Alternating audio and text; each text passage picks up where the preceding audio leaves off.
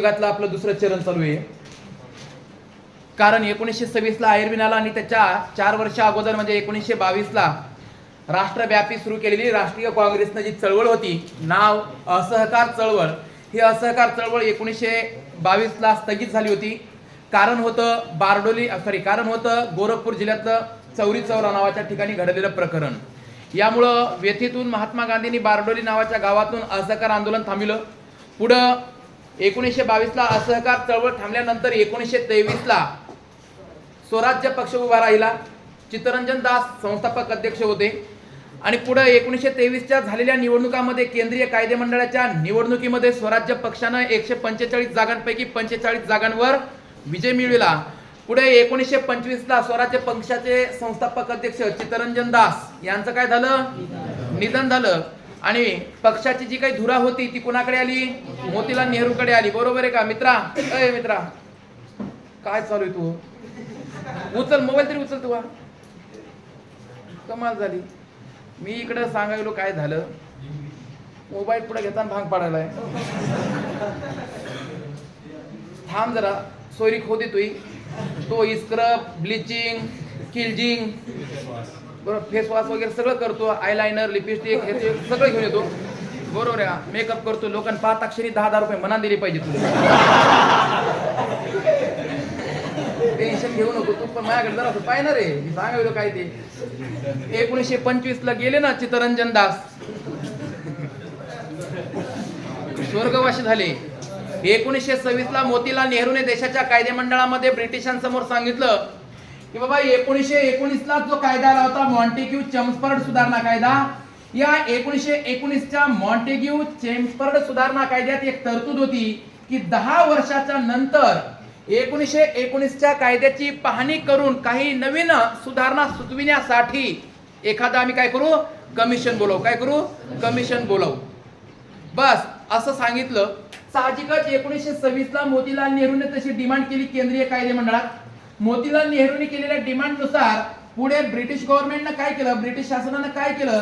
दिनांक 8 नोव्हेंबर वर्ष 1927, 8 नोव्हेंबर वर्ष 1927 साली सर जॉन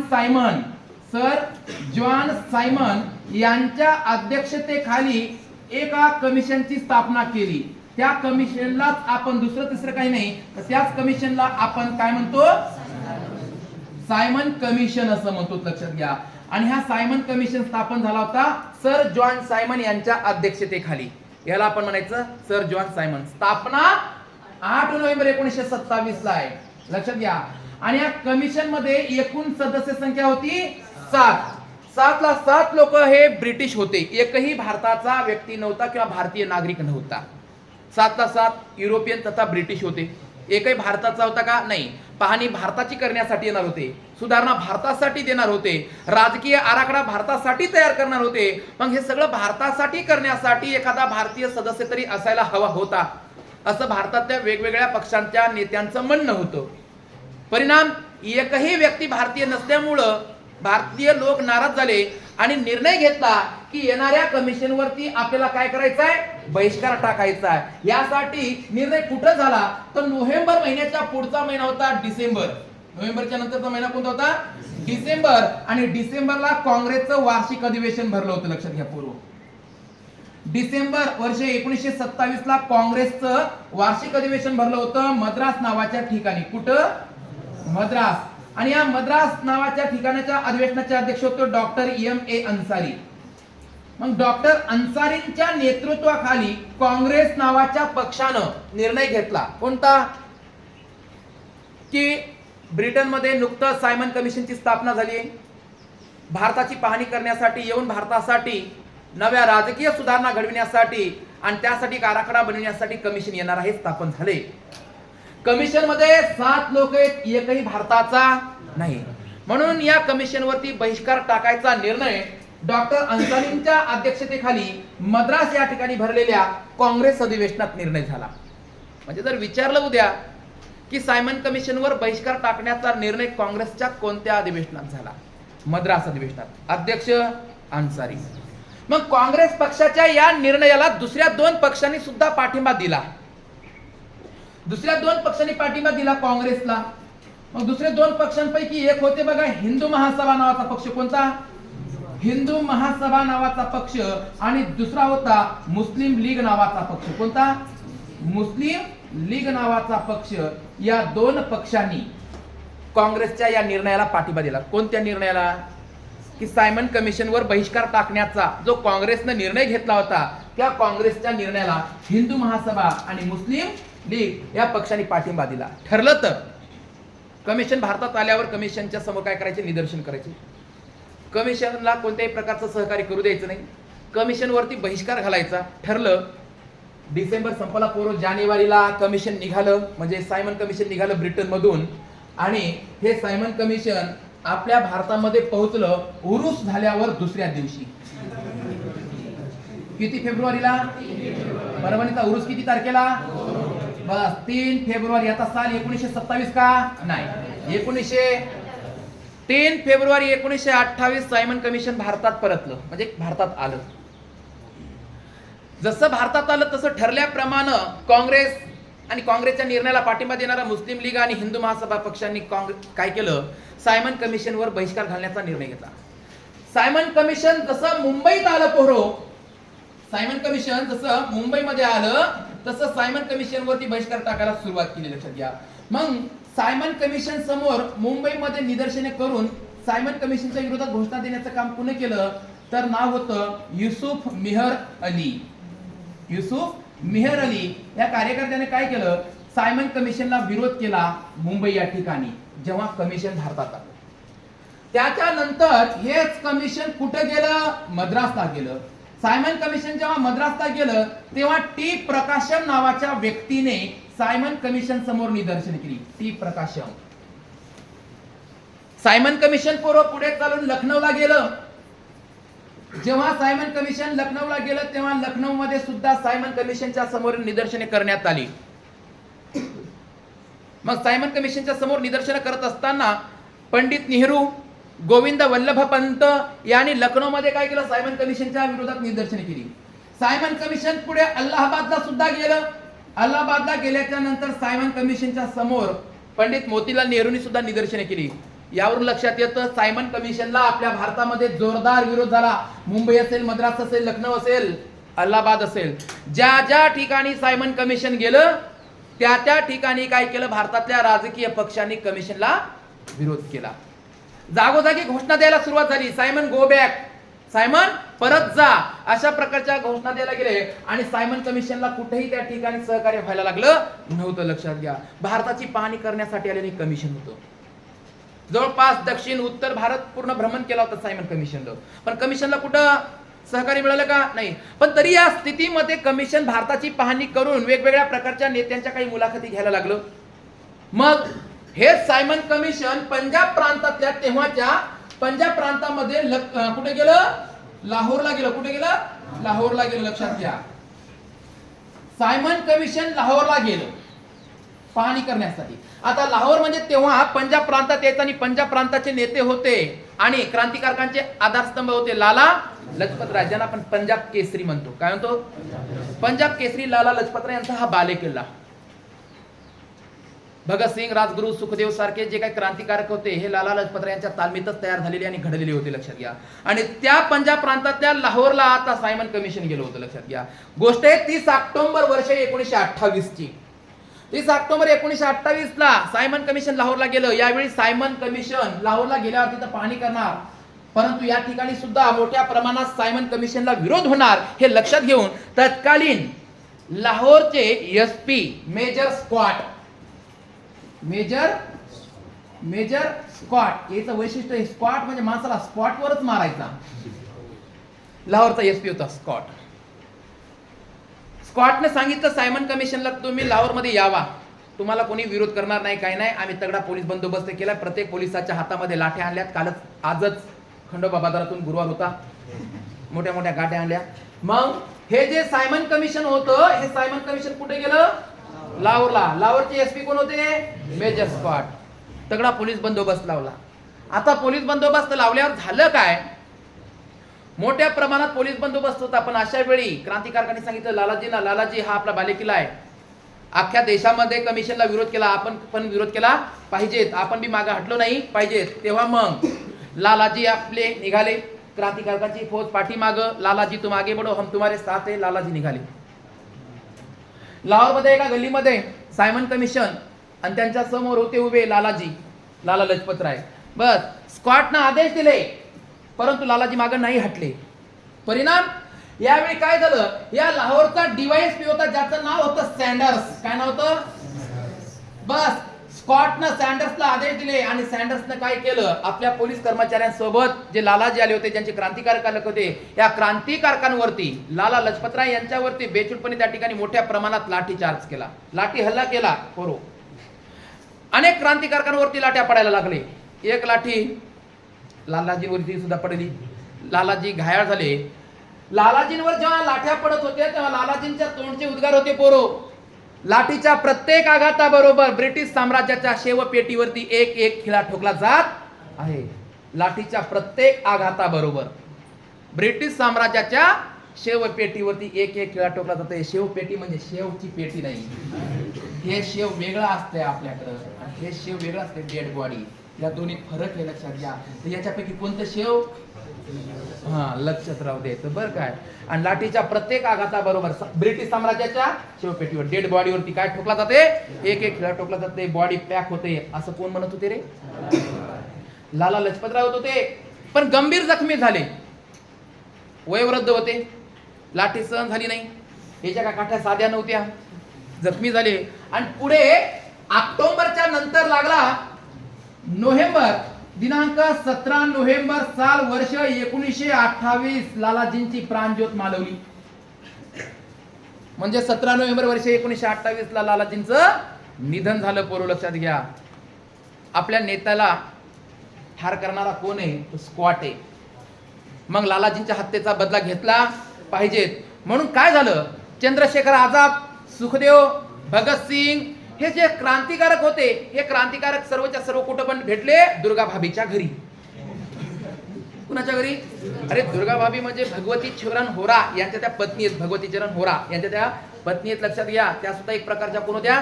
क्रांतिकारक होते, लक्षात घ्या. घरी मीटिंग भरली आणि ठरवलं लालाजींच्या हत्येचा काय घ्यायचा आहे? बदला घ्यायचा आहे. मग लालाजींच्या हत्येचा बदला घ्यायचा म्हणल्यावर ठरलं बॉम्बाला करायचा का डायरेक्ट गळा दाबून मारायचं. बॉम्ब हल्ला तर सक्सेस झाला नाही, त्या अगोदर 2-3 वेळी बॉम्ब हल्ले केले होते पण यशस्वी झाले होते का? उदाहरण सांगायचं झालं तर हार्डिंग्स नावाच्या प्राण्यावरती रासबिहारी बोसाने काय केलं होता? बॉम्ब हल्लाच केला होता. एका दिल्लीतल्या चांदनी चौकातून तो हार्डिंग जाऊ लागला, बॉम्ब हल्ला केला, हत्ती मेला, हार्डिंग वाचला. माहिती असेल पुढे रासबिहारी बोस जपानलाच निघून गेले. त्याच्या अगोदरची एक गोष्ट 1907 ची किंग्सफोर्ड नावाचा एक न्यायाधीश होता मुझफ्फरपूर जिल्ह्याचा, प्रफुल्ल चाकी आणि खुदिराम बोसाने त्याच्या कारवरती काय केला? बॉम्ब हल्ला केला. 2 इंग्रजी स्त्रिया मारल्या गेल्या, किंग्सफोर्ड वाचला. ते प्रकरण माहितीये, बॉम्ब हल्ला सक्सेस होत नव्हता, पिस्तुलाच्या गोळ्या घालवून देतात.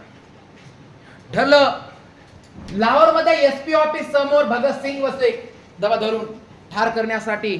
एसपी ऑफिस मधून एक मोठा सेनापती आला, एक मोठाच्या मोठा अधिकारी आला. यांना वाटलं स्पॉट आला, गोळ्या झाडल्या. नंतर कळालं तो कोण होता? सँडर्स होता. म्हणले जाऊ द्या, काय अडचण नाही. प्रत्यक्ष लालाजींवर लाठ्या हाणणारे कोण होते? सँडर्स. बदला कंप्लीट.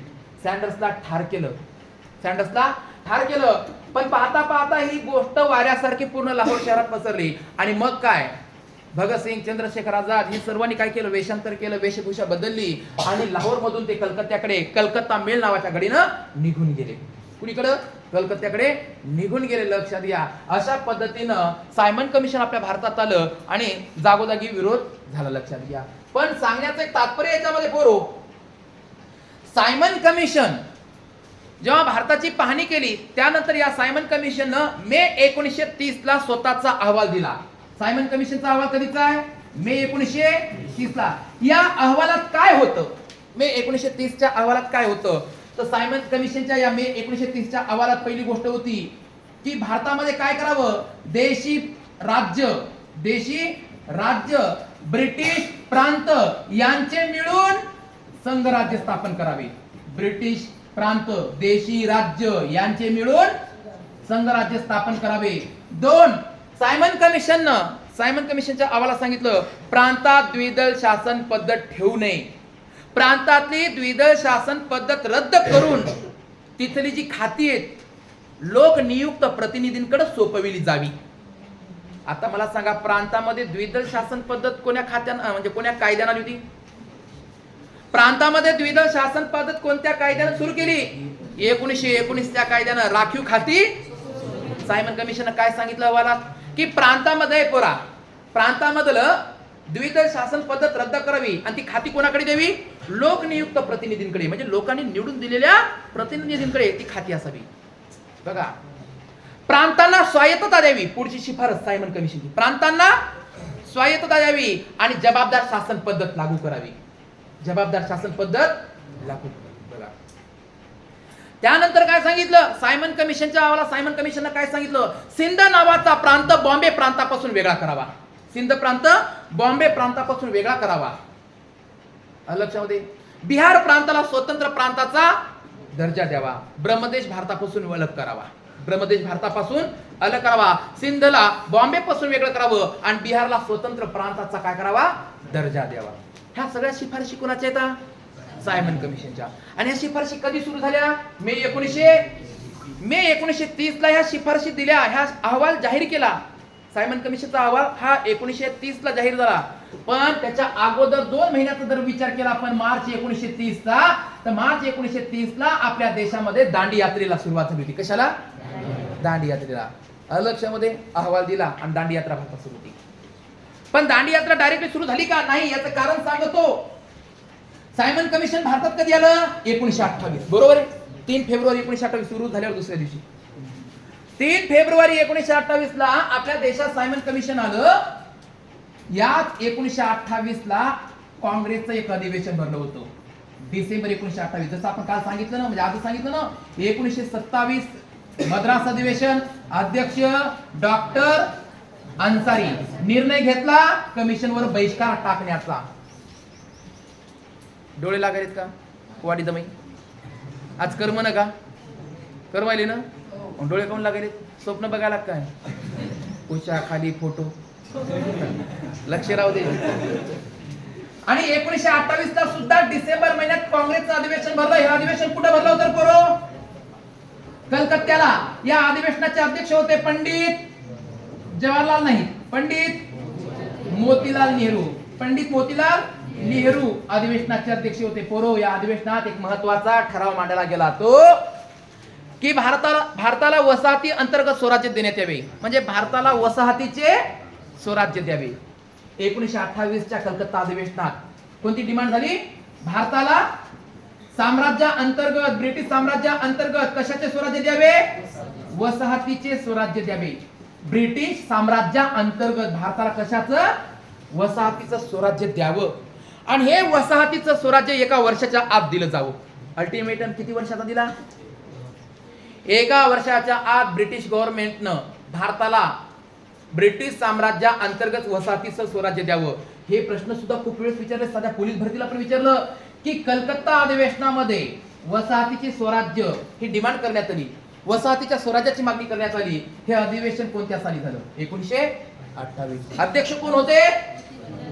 म्हणजे मोतीलाल नेहरूंच्या अध्यक्षतेखाली ब्रिटिश साम्राज्या अंतर्गत वसाहतीचं स्वराज्य दिलं जावं असं कलकत्त्याच्या अधिवेशनात 1928 ला सांगितलं. 1 वर्ष झालं ना, पाहता पाहता 28चं 29 आलं. पण ब्रिटिश साम्राज्य अंतर्गत भारताला वसाहतीचं स्वराज्य मिळालं का? नाही. म्हणून पुढे एक अधिवेशन झालं डिसेंबरला. डिसेंबर वर्ष होतं 1929. अधिवेशन भरलं रावी नदी काठी लाहोरला.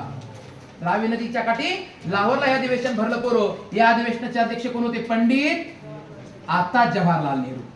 पंडित जवाहरलाल नेहरू. पंडित जवाहरलाल नेहरूंच्या अध्यक्षतेखाली अधिवेशन भरलं लाहोरला. बघा, 1928 ला कुठे भरलं होतं? कलकत्त्याला. तिथं अध्यक्ष पंडित नेहरू, पण पंडित मोतीलाल नेहरू. इथं आता 1929 ला लाहोरला भरलं रावी नदी काठी. इथं पण पंडित नेहरू, पण पंडित जवाहरलाल नेहरू.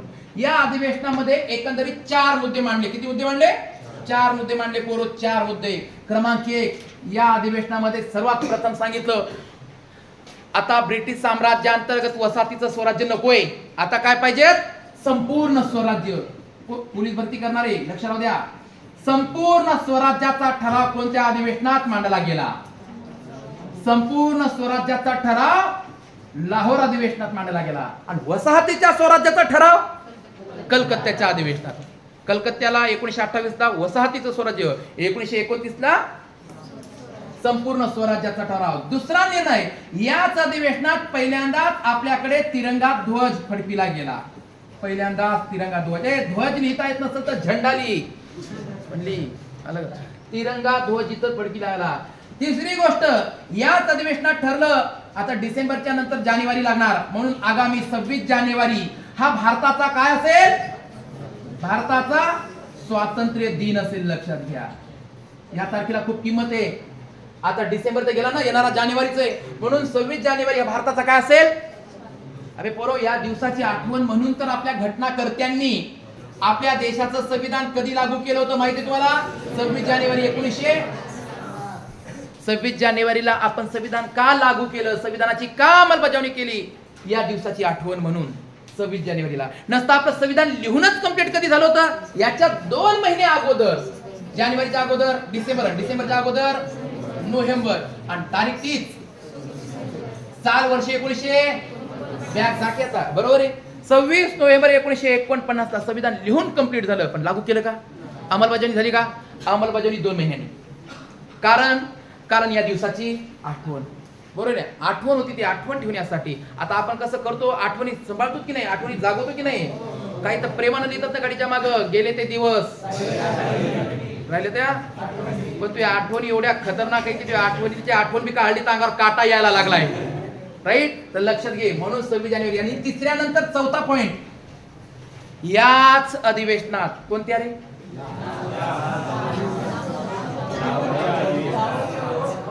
आज कळालं की तुम्ही वर्गात का राहिले 2-2 बॅच पुरते. मग अगोदर सांगायचं ना, तू या मला माहितच नाही तू वर्गात आला म्हणून. आता उद्यापासून काय करत आहे? एवढे काटूक आणायचं, त्याला आडा पुष्टा लावायचा, सर मी आलो. चल लक्ष दे. 4 नंबर, या अधिवेशनामध्ये एक ठराव मंजूर करण्यात आला, सविनय कायदेभंगाच्या चळवळीचा ठराव. कोणता? सविनय कायदेभंग चळवळीचा जो ठराव होता, या चळवळीचा ठराव याच अधिवेशनामध्ये मंजूर करण्यात आला. तिसरं काम, 26 जानेवारी हा भारताचा स्वातंत्र्य दिवस ठरला. लक्षात, दिस म्हणजे दिवस, बरोबर? दिस म्हणजे दिवस. आपली भाषा जराशी कशी मिक्स आहे बरं काय. आपल्याकडे नाही का, दिस जातील, दिस येतील, गाणं आहे की नाही? खूप सुंदर गाणं आहे मराठीमध्ये.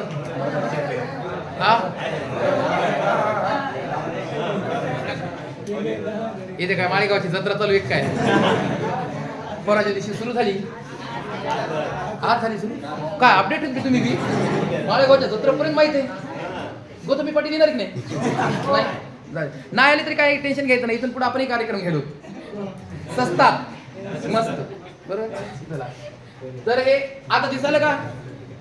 हा, चला झालं. हे 4 ठराव कोण्या अधिवेशनातले रे पोरो? लाहोरच्या अधिवेशनात. आवर्जून लक्षात ठेवायचं. 4 मुद्दे: संपूर्ण स्वराज्याचा ठराव, तिरंगा झेंडा, 26 जानेवारी. तर आता स्वातंत्र्य दिन करायचा म्हणल्यावर झेंडा बी लागेल की नाही बे, म्हणून तिरंगा ध्वज फडकिला. आणि सविनय कायदेभंगाच्या चळवळीचा ठराव मंजूर केला. बघा, गोष्ट कधीची, बरोबर आहे.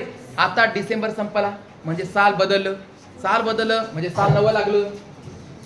1900 किती लागलं? 30. 1930 हे साल लागलं पोरो. आणि 1930 साल लागतात क्षणी आपल्याकडे काय झालं? महात्मा गांधींनी काय केलं? भारताच्या व्हाईसरायकडे एक पत्र पाठविलं, आणि त्या पत्रामध्ये 1 नाही 2 नाही 11 मुद्दे मांडले. बघा रे पोरो, 1930 साल लागलं, बापूंनी व्हाईसराय आयर्विनकडे एक पत्र पाठविलं, 11 मुद्दे मांडले. किती मुद्दे? 11 मुद्दे मांडले. त्या 11 मुद्द्यांमध्ये आता बापूंनी काय सांगितलं की व्हाईसराय आयर्विन हे 11 मुद्दे जर मंजूर केले तर ठीक, नसता आम्ही सविनय कायदेभंग करू. 11 मुद्दे काही अवघड बी नव्हते, सोपीच होते. उदाहरणार्थ, समुद्राकाठच्या लोकांना मीठ बनवण्याचा परवाना द्यावा, बरोबर आहे. 2, सरकारी कर्मचाऱ्यांच्या वेतनात कपात करावी. लष्कराच्या खर्चात कपात करावी, त्याच्यानंतर ना शेतकऱ्यांचं जे काही कर्ज आहे ते माफ करावं, बरोबर का, दारूबंदी करावी, स्वदेशी मालाला संरक्षण द्यावं, विदेशी मालावर काय करावं, आयात शुल्क आकारावा, विदेशी जो माल भारतात यायचा त्याच्यावरती आयात कर लावावा. असे 11 मुद्दे होते बापूचे. हे 11 मुद्दे बापूंनी कुणाकडे पाठविले? व्हाईसराय आयर्विनकडे मांडले. लक्षात घ्या, व्हाईसराय आयर्विनकडे 11 मुद्दे पाठविले. आता व्हाईसराय आयर्विनकडे 11 मुद्दे मांडल्याने सांगितलं, हे मुद्दे जर मंजूर केले तर ठीक, नसता देशामध्ये आम्ही काय करू, चळवळ उभी करू. परिणाम, लॉर्ड आयर्विननं महात्मा गांधीजींच्या 11 मुद्द्यांकडे दुर्लक्ष केलं. 11 मुद्द्यांकडे दुर्लक्ष केलं. तेव्हा बापूंनी दिवस निवडला 14 फेब्रुवारीचा. कोणता दिवस निवडला? 14 फेब्रुवारीला. आणि भारतीयांना एक संदेश दिला. कोणता? सविनय कायदेभंग चळवळीचा. कोणता? बरोबर आहे. म्हणजे जैता जैता प्रेमभंग झाला ते नाता सविनय कायदेभंग पण करायचा. म्हणून 14 फेब्रुवारीला बापूंनी भारतीयांना आवाहन केलं, बरोबर, कायदेभंग चळवळीचा ठराव मंजूर झाल्यावर, आणि भारतीय जनतेला सांगितलं कायदेभंग करायचा. साहजिकच बापूंनी असा संदेश दिल्यावरती आपल्या देशामध्ये महात्मा गांधींनी सविनय कायदेभंगाची चळवळ सुरू केली. आणि सविनय कायदेभंगाची चळवळ ही गांधी युगातली सर्वात मोठी दुसऱ्या क्रमांकाची चळवळ. म्हणून आपला आजचा टॉपिक असेल सविनय कायदेभंग. आपला पॉइंट असेल सविनय कायदेभंग. लक्षात घ्या, सविनय कायदेभंग. साल 1930 सविनय कायदेभंग. तर सविनय कायदेभंग करत असताना काय झालं? सविनय कायदेभंगामध्ये, या सविनय कायदेभंगाच्या चळवळीचं स्वरूप काय होतं? क्रमांक 1, मिठाचा कायदा मोडावा, किंवा जे जे अन्यायकारक कायदे ते अन्यायकारक कायदे काय करायचे? रद्द करायचे. बरोबर. जिथं जिथं समुद्र किनारा आहे तिथल्या लोकांनी काय करायचं? मिठाचा कायदा मोडायचा. जिथं समुद्र किनारा नाही तिथल्या लोकांनी काय करायचं? शेतसारा न भरता कायदा मोडायचा.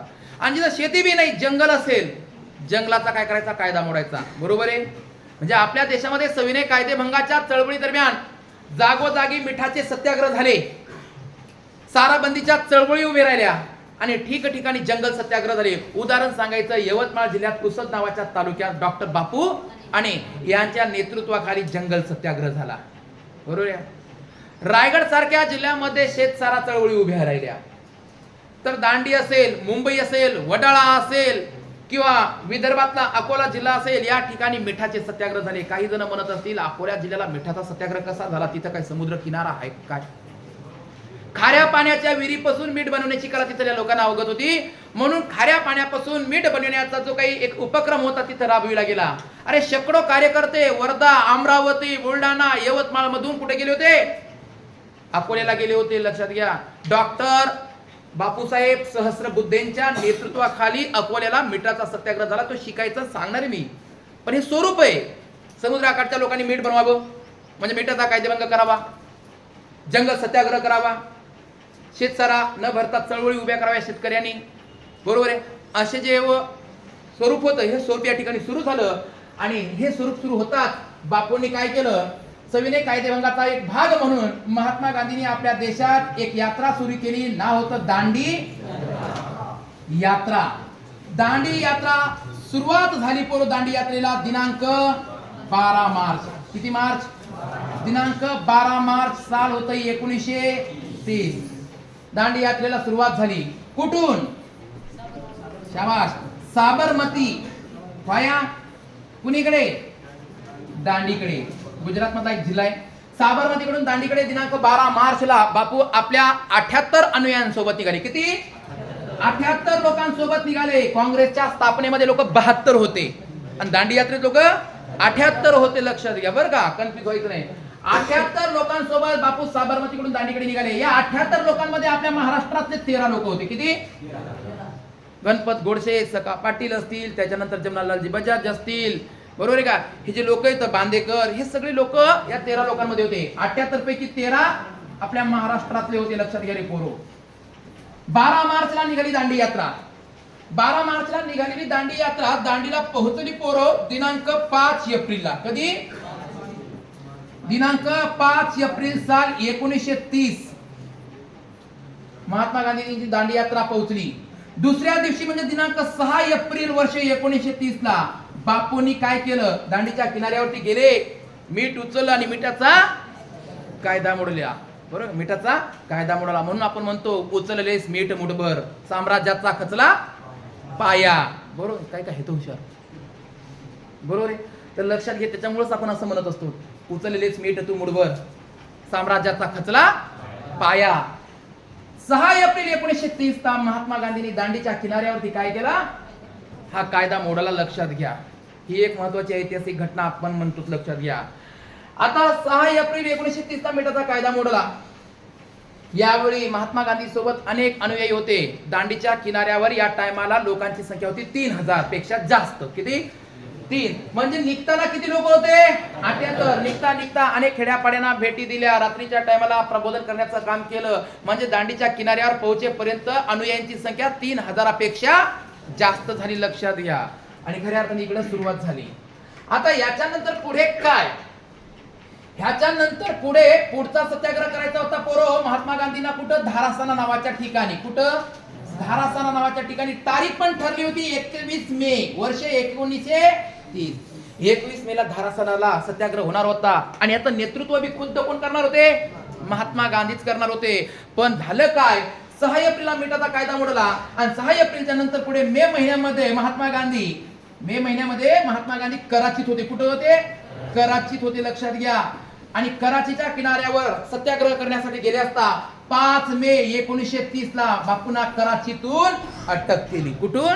कराचीतून अटक केली. 5 मे ला कराचीतून अटक केली. कायदा मोडल्याबद्दल त्यांच्यावरती आरोप लावला आणि ही सजा भोगण्यासाठी त्यांना कुठं? येरवाड्यामध्ये पाठवलं. 5 मेला बापूला अटक झाल्यामुळं 21 मेच्या सत्याग्रहाचं नेतृत्व कोण करणार? पर्याय समोर आला, सरोजिनी नायडू. म्हणून आपण म्हणतो धारासाना सत्याग्रहाचं नेतृत्व कोणी केलं? सरोजिनी नायडू यांनी केलं. लक्षात घ्या, सरोजिनी नायडू म्हणजे आपल्या देशातल्या पहिल्या महिला पत्रकार. हे काय तुझ्या इतिहासात कुठं वाचला कळत ना, तुझ्या इतिहासाचा लेखक कोण आहे ते कळन, तू कोण्या वर्गात होता ते कळन, बरं वाचताना तो देहभान कुठं असते ते समजन. अरे सरोजिनी नायडू देशातल्या पहिल्या महिला राज्यपाल होत्या. कोण होत्या? त्या पत्रकार कुठून म्हणतात शब्दांना? तुझ्या पुस्तक लेखक सांग मला तो कोणी. सरोजिनी नायडू धारासाना सत्याग्रहाचं नेतृत्व केलं. लक्षात घ्या, बुलबुले हिंद भारताची कोकिळा असं यांचं टोपण नाव आहे, एक नाही. आणि या दांडी यात्रेपेक्षा हा सत्याग्रह भयानक होणार होता. कारण हा सत्याग्रह पाहण्यासाठी विदेशातून सुद्धा लोक आले होते. अमेरिका नावाच्या देशातून युनायटेड प्रेस नावाच्या वर्तमानपत्राचा एक संपादक, ज्याचं नाव होतं वेब मिल्लर. काय नाव होतं? Web Miller. हा सत्याग्रह पाहण्यासाठी धारासान्याला आला होता. 21 मे 1930 धारासाना सत्याग्रहाचं नेतृत्व झालं सरोजिनी नायडूंच्या नेतृत्वाखाली. आणि तिथं सुद्धा मिठाचा कायदा मोडला पोरो. आणि सुरुवात झाली आपल्याकडे सविनय कायदेभंगाच्या चळवळीला. स्टेप बाय स्टेप आपल्या महाराष्ट्रामध्ये वडाळा, बिळाशी, अकोला, अमरावती, बुलढाणा, पुसद, नगर, पारनेर, त्याच्यानंतर शिरोडा अनेक ठिकाणी सत्याग्रह झाले. तर या सत्याग्रहाची वाटचाल कशी झाली ते आपण उद्याच्या तासिकेत घेऊ. आणि उद्याच्याला आपण सविनय कायदेभंगाच्या चळवळीला पूर्ण विराम देऊ. तुर्तास थांबू इथं. ओके, भेटू आपण. हो निघा.